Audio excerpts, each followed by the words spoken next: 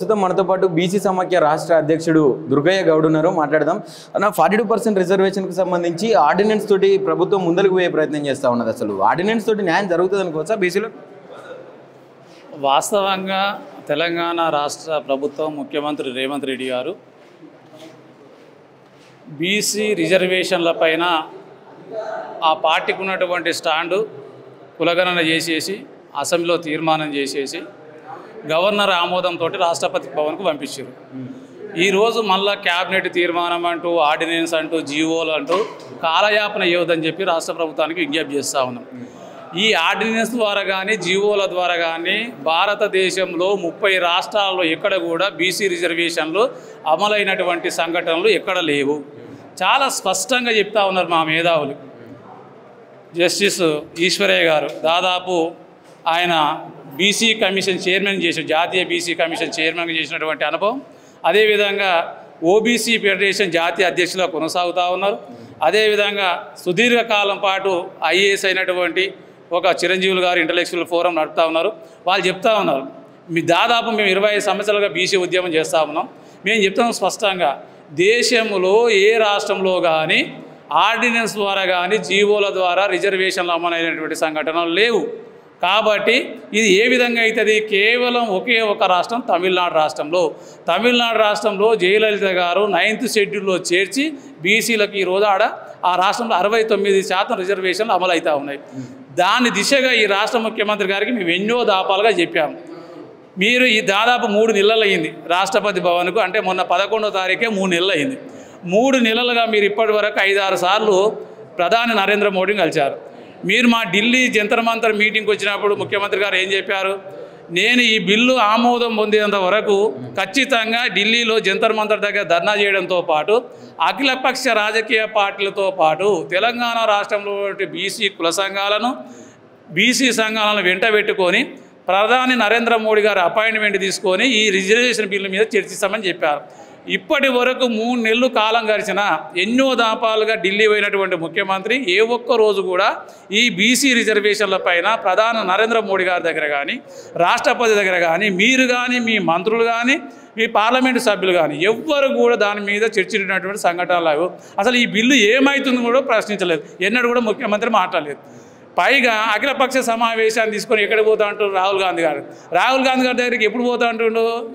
ఈ యొక్క July 24th అదే రోజు ప్రధాని నరేంద్ర మోడీ గారు విదేశీ పర్యటనకు పోతా ఉన్నారు. అంటే మీరు ఏ విధంగా అంటే జాతీయ పార్టీలు కూడబలుకున్నాయా? అసలు ఈ రిజర్వేషన్ల మీద మీ వైఖరి ఏంటి? అసలు బీజేపీది కానీ కాంగ్రెస్ పార్టీ కానీ నిజంగా మీకు నిన్న కూడా మన బీజేపీ అధ్యక్షుడు కూడా మాట్లాడినటువంటి పరిస్థితి చూసినాం. రామచంద్రరావు గారు అసలు ఖచ్చితంగా జరగని పని, అది అసాధ్యం అని చెప్తాం. ఎందుకు జరగదు? మీకు నిజంగా జరుగుతుందా జరగదా అనేది మీరు చర్చకు రండి. బషీర్బాగ్ ప్రెస్ క్లబ్కి వస్తారా, సోమాజిగూడకు వస్తారా, లేకపోతే మీ పార్టీ ఆఫీస్కి మేము రావాలా? మా జస్టిస్ ఈశ్వరయ్య గారు వస్తారు, మా ఇంటలెక్చువల్ ఫోరం రాష్ట్ర అధ్యక్షులు మా చిరంజీవులు గారు వస్తారు.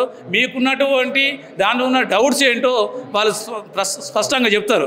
మీరు తెలియకుండా అఖిలపక్షాలు చేయకుండా న్యాయ నిపుణులతో చర్చ చేయకుండా మీరు ఒక న్యాయవేద అయ్యుండి ఈరోజు తప్పుదారి పట్టించేసేసి మేము చెప్తాం. మేము అనుకుంటున్నాము మీ వ్యక్తిగత అభిప్రాయమా లేకపోతే మీ పార్టీ నిర్ణయమా? స్పష్టంగా చెప్పాలి. రామచంద్రరావు గారు ఇప్పుడు చెప్తా ఉన్నాం, మీ స్పష్టంగా మీ వ్యక్తిగత అభిప్రాయమా మీ పార్టీ నిర్ణయమా? పార్టీ నిర్ణయం అయితే మీరు ఎవరితో చర్చించారు?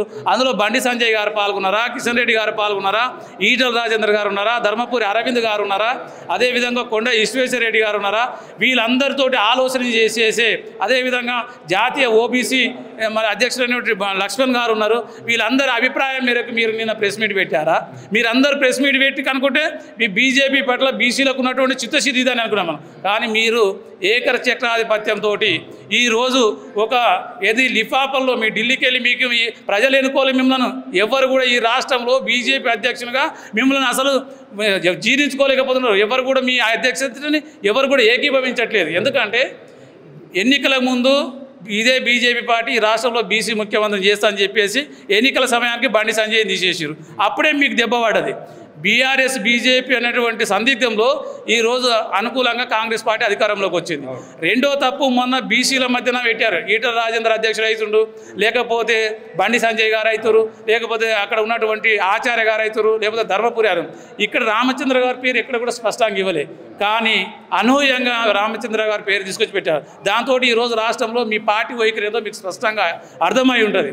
కాబట్టి ఇప్పుడు చెప్తున్నాను, మీ బీజేపీ పార్టీ బీసీల పట్ల మీకున్న వైఖరి ఏంటి? మీరందరూ కూర్చొని ప్రెస్ మీట్ పెట్టి ప్రెస్ మీట్ సందర్భంగా బీసీలకు మేము వ్యతిరేకమైన లేదు. నిజంగా మీరు చెప్పదలుచుకుంటే పార్లమెంట్లో మీరు బీసీ బిల్లు పెట్టండి. దానికి కాంగ్రెస్ పార్టీలో ఉన్నటువంటి 280 మంది ఇండియా కూటమి నుంచి ఉన్నటువంటి పార్లమెంట్ సభ్యులు దాని తీర్మానానికి రెడీ ఉన్నారు. ఎందుకంటే మేము జంతర్ మంతర్ దగ్గర మీటింగ్ పెట్టినప్పుడు దాదాపు వివిధ రాజకీయ పార్టీలు ఉన్నటువంటి పార్లమెంట్ సభ్యులు 30 మంది జంతర్ మంతర్ దగ్గరకు వచ్చేసి అక్కడ ఆ బిల్లుకు ఆమోదం తెలిపారు. మీరు ఈ రాష్ట్ర ముఖ్యమంత్రి రేవంత్ రెడ్డి గారు ఆ 30 మంది పార్లమెంట్ సభ్యులను ఎందుకు కూడా కలుపుకోపోతలేరు? అదే 280 మందితోటి పార్లమెంట్లో ఎందుకు చర్చకు పెడతలేరు? దానికి మీరు 280 మంది పార్లమెంటు సభ్యులు ఇండియా కూటమికి సంబంధించినటువంటి వ్యక్తులందరూ ఒక్కరోజు 2 రోజులు పార్లమెంటు సమ్మింపజేయండి. ఎందుకు బీసీ బిల్లు పాస్ కదా చూస్తాం. అప్పుడు బీజేపీ దానికి అనుకూలమా వ్యతిరేకమా తెలిసిపోతుంది. అది చేయకుండా చేయాల్సినటువంటి కాంగ్రెస్ పార్టీ ఏమో పార్లమెంట్లో మాట్లాడట్లేదు, ఇవ్వాల్సినటువంటి బీజేపీ ఏమో నాటకాలు ఆడుతూ ఉంది. ప్రధానంగా ఇప్పుడు బీసీలకు సంబంధించి కూడా బీసీ నాయకులు కొంతమంది స్వాగతిస్తూ ఉన్నారు. కొంతమంది అంటే మీకు కూడా తెలుసు, బాజాబ్తా 42% రిజర్వేషన్ గురించి కొట్లాడినటువంటి వ్యక్తి పోయి శాలువాలు కప్పి పూలమాలలతో సత్కరిస్తే అసలు బీసీ సమాజానికి ఏం మెసేజ్ ఇస్తారు? ఏం చెప్పాలనుకుంటున్నారు వాళ్ళ గురించి కూడా చెప్తా ఉన్నాను. బీజేపీ పార్టీలో రాజ్యసభ సభ్యులుగా కొనసాగుతున్నటువంటి మా అన్న ఆర్ కృష్ణ గారు గత 35 సంవత్సరాలుగా బీసీ ఉద్యమ ఉద్దండులు. ఆయనకు తెలియనటువంటి అంశం కాదు. నిజంగా ఈ బిల్లు పాస్ చేయాల్సింది మీ ప్రభుత్వం. మీరు నరేంద్ర మోడీ గారి దగ్గరికి మిగతా రాజకీయ పార్టీలందరినీ ఏకం చేసేసి అదే రాజ్యసభ లోపల ఉన్నటువంటి మెంబర్లను బీసీలందరినీ కూడగట్టి పార్లమెంటులో రాజ్యసభలో బీసీ బిల్లుకు ఆమోదం చెప్పించే పని మీది. అక్కడ చేయాల్సిన పని అక్కడ చేయకుండా ఇక్కడ ఆర్డినెన్స్కు జీవోలకు మద్దతు తెలపడం అనేది నేను వాళ్ళకి చెప్తా ఉన్నా. ఏమని? నిజంగా భారతదేశంలో 30 రాష్ట్రాలు ఉంటే ఏ రాష్ట్రంలోనన్నా ఆర్డినెన్స్ ద్వారా కానీ రిజర్వేషన్ లేకపోతే జీవోల ద్వారా కానీ బీసీ బిల్లు అమలయ్యిందా? అమలైతే ఒక రాష్ట్రాన్ని చూపించండి, మీరు చెప్పింది కరెక్ట్ అని మేము నమ్ముతాం. ఏ రాష్ట్రంలో జరగనటువంటిది తెలంగాణలో ఎట్లా జరుగుతుంది? ఒకే ఒక రాష్ట్రం జరిగింది, అది తమిళనాడు. తమిళనాడుని ఎగ్జాంపుల్గా తీసుకొని ఇలా పార్లమెంట్లో బిల్లు పెట్టండి, 9th షెడ్యూల్లో చేర్చండి, ఖచ్చితంగా అదే సుప్రీంకోర్టులో కూడా బిల్ పాస్ అయ్యిందని చెప్తా ఉన్నాం. అది చేయకుండా ఈరోజు రాష్ట్ర ప్రభుత్వానికి చెప్పడం అనేది కరెక్ట్ విధానం కాదు. మీ ఆలోచన విధానం మానుకొని first of all Narendra Modi దగ్గర పార్లమెంట్లో మీరు కొట్లాడాలని చెప్పేసి 2 రోజులు పార్లమెంటు స్తంభింపజేయండి. 280 మంది ఉన్నారు ఇండియా కూటమిలో ఉన్నటువంటి వాళ్ళు. 1 రోజు 2 రోజులు పార్లమెంటు స్తంభింపజేయండి. వెంటనే బిల్లు ఎందుకు పాస్ కాదో ఒకసారి చూడాలని చెప్పేసి ఈ సందర్భంగా వారికి విజ్ఞప్తి చేస్తూ ఖచ్చితంగా ఈ యొక్క అంశాన్ని రామచంద్రరావు గారు వెనక్కి తీసుకోండి. ఫస్ట్ మీరు తీసుకోకపోతే ఖచ్చితంగా ఈ రాష్ట్రంలో మీకు చెప్తా ఉన్నాం, బీజేపీ పార్టీలో ఉన్నటువంటి ఎవరైతే ఎమ్మెల్యేలు కానీ బీసీ ఎమ్మెల్యేలు కానీ పార్లమెంటు సభ్యులు కానీ అదేవిధంగా గ్రామీణ స్థాయిలో ఉన్నటువంటి అధ్యక్షులు కానీ వెంటనే బీజేపీ పార్టీ బీసీలకు వ్యతిరేకమని మీకు తెలిసిపోయింది. ఇప్పటికీ మీరు అక్కడనే ఉంటే నిండా మునిగిపోతారు. రాబోయే రోజుల్లో ఆ పార్టీ బొందబెట్టబడుతుంది. కాబట్టి మీరు ఇప్పటికైనా మేల్కొని ఆ పార్టీ జెండా మొగాన కొట్టేసి బయటకు వచ్చి బీసీ ఉద్యమంలో పార్టిసిపేట్ చేయమని చెప్పి వారికి విజ్ఞప్తి చేస్తా ఉన్నా.